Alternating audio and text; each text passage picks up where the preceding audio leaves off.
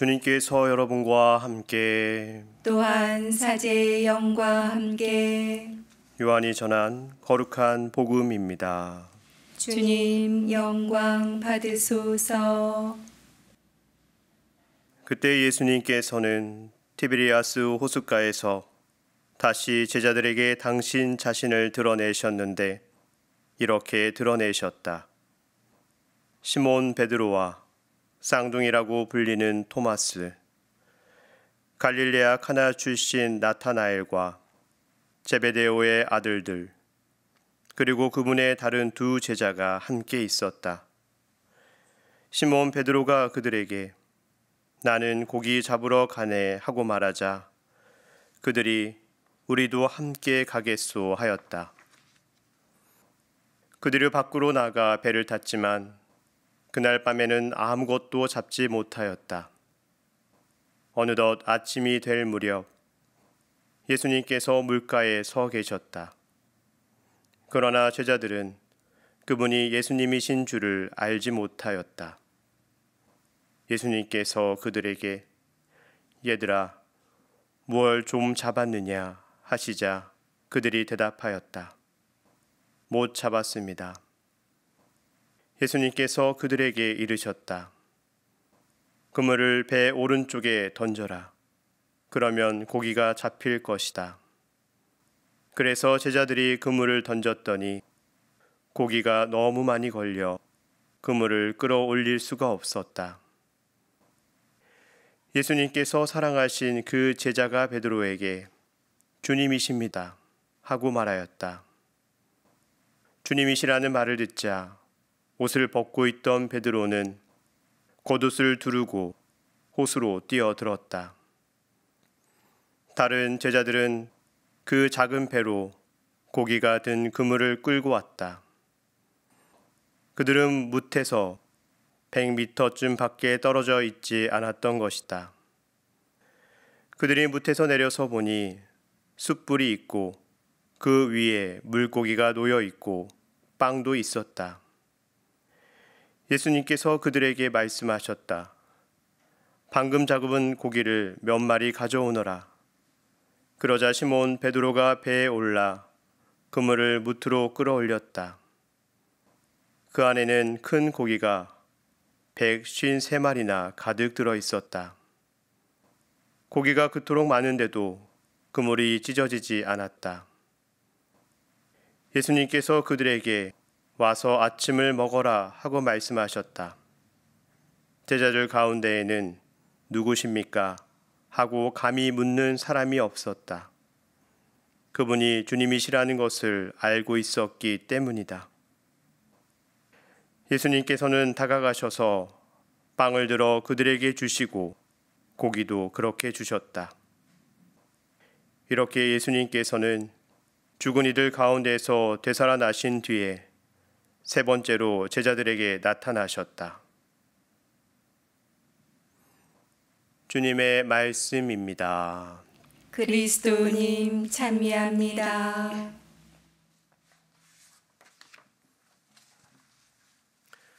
찬미 예수님. 찬미 예수님. 예수님의 십자가 죽음 이후 제자들은 자신들도 그렇게 될 수 있다라는 두려움 속에 다락방에서 숨어 지냈습니다. 하지만 몇몇 제자들이 부활하신 예수님을 만났다는 증언을 하기 시작하였고 적극적으로 세상에 나와서 부활을 증거하지는 못해도 적어도 오늘처럼 일상 속으로 나오기 시작했습니다. 시몬 베드로를 비롯한 전직 어부였던 제자들은 티베리아스 호수로 고기를 잡으러 갑니다. 물론 일상으로 나와서 고기를 잡으러 가고는 있지만 돌아가신 분이 살아났다라는 증언들, 그리고 십자가 죽음 앞에서 그분을 부인하고 도망갔던 자신들의 모습들은 그들로 하여금 매우 혼란스럽게 하고 또 움츠리게 만들었을 겁니다. 무기력하게 돌아가신 줄만 알고 있었던 그들에게 예수님의 부활 소식은 분명히 믿기 힘든 이야기지만 반면에 다시 그분을 혹시 만날 수 있지 않을까라는 설레임과 기대도 있을 겁니다. 반면에 그렇게 예수님을 만난다고 하여도 두려워서 도망쳤고 예수님을 모른다고 부인하고 배반했던 자신들의 모습을 떠올린다면 오히려 더 깊은 죄책감과 상처로 예수님을 만나 뵙기가 두려웠을지도 모릅니다. 그런데 오늘 복음이 전해주는 모습은 그러한 상처와 아픔을 부활하신 예수님을 통해서 어떻게 일상 안에서 치유되고 위로받는지 보여줍니다. 오늘 복음의 한 장면 한 장면이 다 제자들로 하여금 예수님께서 돌아가시기 이전에 함께했던 다양한 소중한 기억과 추억들로 구성되어 있음을 보게 됩니다. 밤새 한 마리도 물고기를 잡지 못하고 헤매다가 예수님의 말 한마디에 어마어마한 물고기를 잡아들였던 첫 부르심에 대한 기억, 부활하신 예수님의 모습을 보고 물에 뛰어든 오늘 복음에서의 베드로 모습을 보면서 물 위를 걷다가 풍랑 앞에 겁에 질려 물에 빠졌던 모습도 기억이 납니다. 또한 무트로 올라와서 가장 먼저 마주하게 된 숯불은 베드로가 예수님을 3번 배반한 장소에서 불을 쬐었던 그 순간도 떠올리게 합니다. 그리고 함께 빵과 물고기를 아침으로 드시는 모습에서 오병이어 기적도 떠오르고 또 그분께서 빵을 나누어 주는 모습 안에서는 최후의 만찬 때 기억도 다시금 떠오릅니다. 사실 제자들은 예수님을 잃고 두려움과 함께 자기 자신들의 그 형편없었던 모습에 대한 실망, 또 서로에 대한 원망도 있었을 겁니다. 특히 예수님을 두고 도망가고 심지어는 모르는 사람이라고 배반했던 자신들의 모습을 떠올린다면 사실 부활하신 예수님을 만난다는 것은 기쁨과 설레임보다는 두렵고 납부끄러운 순간일 뿐이었을지도 모릅니다. 하지만 부활하신 예수님께서는 그런 제자들에게 나타나셔서 어떠한 원망이나 질책도 하지 않으십니다. 그리고 너무나 평범한 일상 안에서 부활하신 주님으로 다가오십니다. 그리고 주님께서 제자들을 위로하시고 치유하시고 용서하시는 모습은 바로 당신과 함께 했던 그 소중한 기억들이었습니다.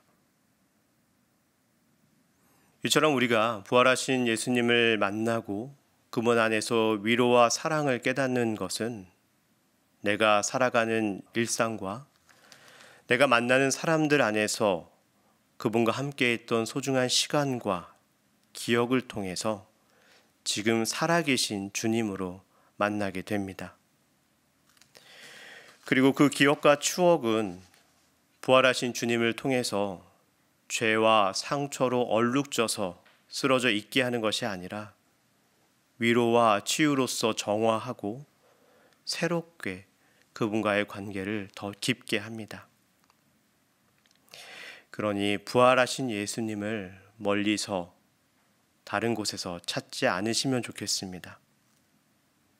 내가 살아가는 일상 안에 부활하신 주님은 늘 우리와 함께 하십니다.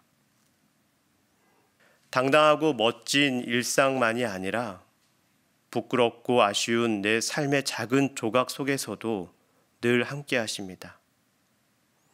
그 순간을 통해서 그리고 그 순간을 기억하는 그때마저도 위로와 용서 또 깊은 사랑을 끊임없이 우리에게 내어주십니다.